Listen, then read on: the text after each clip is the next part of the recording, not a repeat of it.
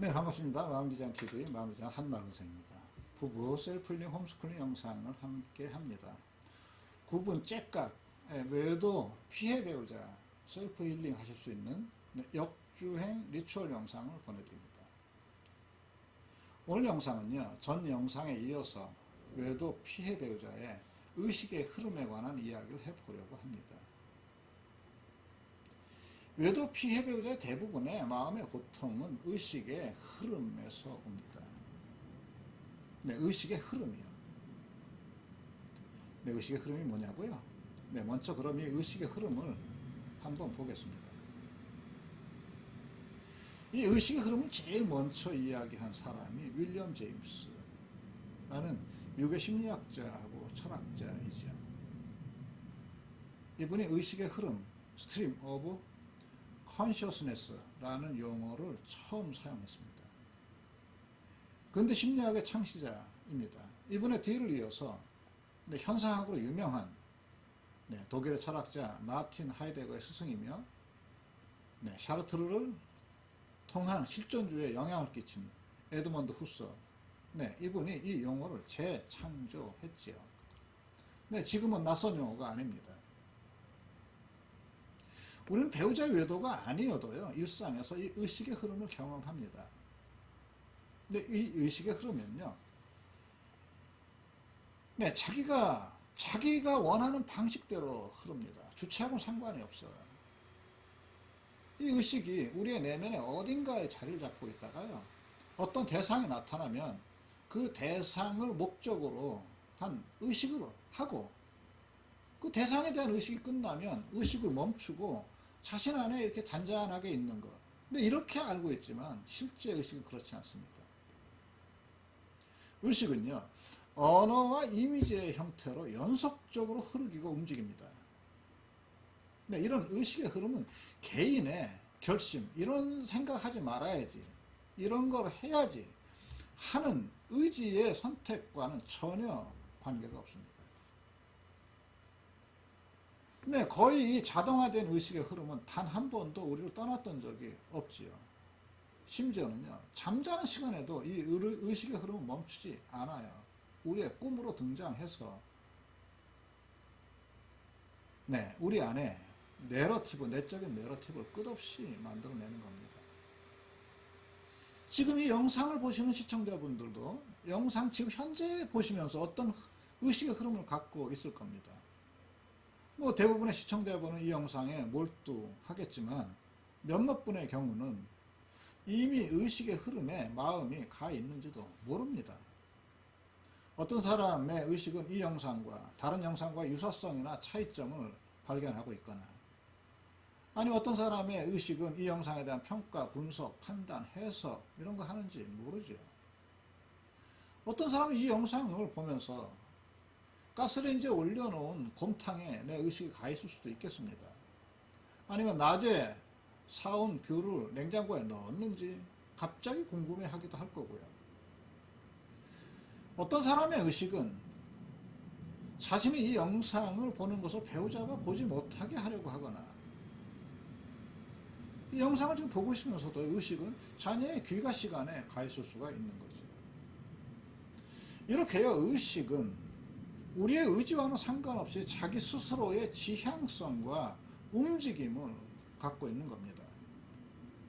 아마 욕망의 힘과 관계가 있겠죠.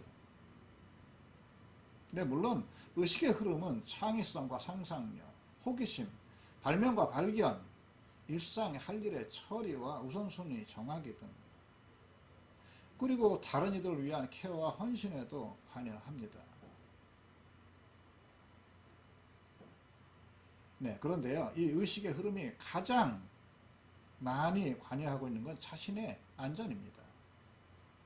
그래서 자신의 안전에 가장 깊고 넓은 지향을 갖기 때문에 배우자의 외도가 발생하잖아요. 그러면 자신의 안전, 사랑, 인정, 삶의 의미에 대한 의식의 흐름이 생기는 거라고요. 그리고 이 의식의 흐름은 평소에 수십 배, 수백 배 팽창되고 왕성해지고, 소용돌이가 일어나고, 잡소리가 어마어마해지는 겁니다. 결국에는 피해 배우자가 이 의식의 흐름을 감당하지 못할 수준에 이르게 합니다. 그래서 이 의식의 흐름이 주는 고통을 끝내려고 모든 것을 포기하고 이혼하려는 피해 배우자가 많은 것도 사실이고요. 근데 전에 어떤 그 시청자분이 이런 질문을 해오셨습니다. 배우자가 끝없이 한다고 한다는 거예요. 그 이유가 뭡니까? 이렇게 물어봤습니다. 그 이유에 대한 답이 이렇게 되겠습니다. 자기 안에 넘쳐 흐르는 이 의식의 흐름이 만든 이 고통을 감당할 수 없어. 그래서 일단 배우자에 대한 기대를 끊어내면 이 의식의 흐름 자체가 멈춰질 것을 알기 때문에 이혼하자 하는 것이죠. 이렇듯 의식의 흐름은 피해 배우자를 우울증에 빠뜨리고 자아의 존재를 무너뜨립니다. 피해 배우자의 의식의 흐름은 수많은 부정적인 노이즈를 개인의 내면에 만들어내는 거예요. 이 부정적인 노이즈는 피해 배우자의 내면의 몸을 파괴하죠. 그래서 무기력한 겁니다. 내면의 몸, 일테면 우리가 이야기하는 기, 이런 거죠. 에너지, 이런 거죠. 피해 배우자는 내면의 몸이 파괴된 내면의 몸은 유기체의 몸을 뒤틀고 쥐어짭니다. 그 유기체의 몸에 틈과 공백을 만드는 거죠. 이 모든 과정들이 외도에 관한 의식의 흐름, 활동 때문에 생겨나죠. 주체가 없는 곳에 의식의 흐름이 있는 거라고. 주체가 원하지 않지만 의식은 자기의 힘으로 흐르는 겁니다. 오늘의 무조건 따라하기입니다. 주체를 의식의 흐름에 고착시키지 말고 주체를 의식의 흐름에서 분리하십시오. 의식은요, 지금 여기를 떠나서 과거 미래로 가래고 미래 시간 속으로 흐릅니다. 지금을 떠나서 다른 시간으로 가 있는 거라고요.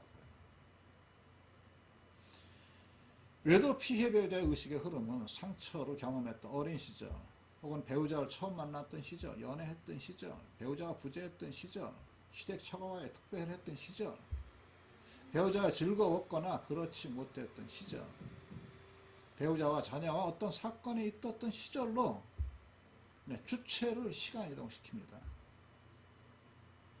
그렇게 되면요, 피해 배우자는 의식의 흐름에 빠져서 주체의 시간을 살지 못하는 겁니다. 그래서요, 피해 배우자가 외도의 피해를 벗어나려면 주체를 의식의 흐름에서 건져내야 합니다. 주체가 홀로 존재할 수 있게 해야 한다고요.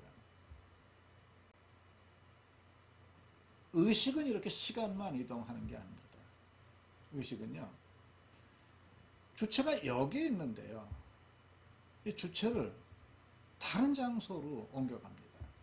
실제 장소를 떠나서 다른 장소로 간다고요. 의식의 흐름은 과거, 미래, 시간 속의 장소로 이동한다고요. 주체를 내가 발을 딛고 있는 여기를 살지 못하게 하는 거죠. 과거에 어느 곳에 있었던 일을 회상하고 후회와 자책을 하게 합니다. 피해 배우자의 의식은 가해 배우자가 다녔던 장소를 헤매고 그 장소와 내가 있었던 장소를 비교합니다. 이 장소를 떠나서, 주체가 있는 이 장소를 떠나서 다른 장소를 헤매게 한다고요. 주체는 이런 식으로 의식의 흐름이 머문 장소를 헤매느라 여기로 살지 못한다고요. 주체는 자기가 있는 곳을 살지 못하고 자기가 없는 곳을 삽니다. 자기가 없는 시간과 장소를 산다. 그래서 삶이 무의미해지는 겁니다. 그래서요, 주체가 지금 여기로 와야 합니다. 주체를 의식의 흐름이 방문한 시간과 장소에서 지금 여기로 이동시켜야 합니다. 거기가 주체의 위치입니다. 외도로부터의 치유는 주체의 위치, 제자리 찾기입니다. 이것이 외도 치유의 첫걸음입니다. 구독과 좋아요 알람 눌러주시고 네, 다음 영상에서 또 뵙도록 하겠습니다. 네, 고맙습니다.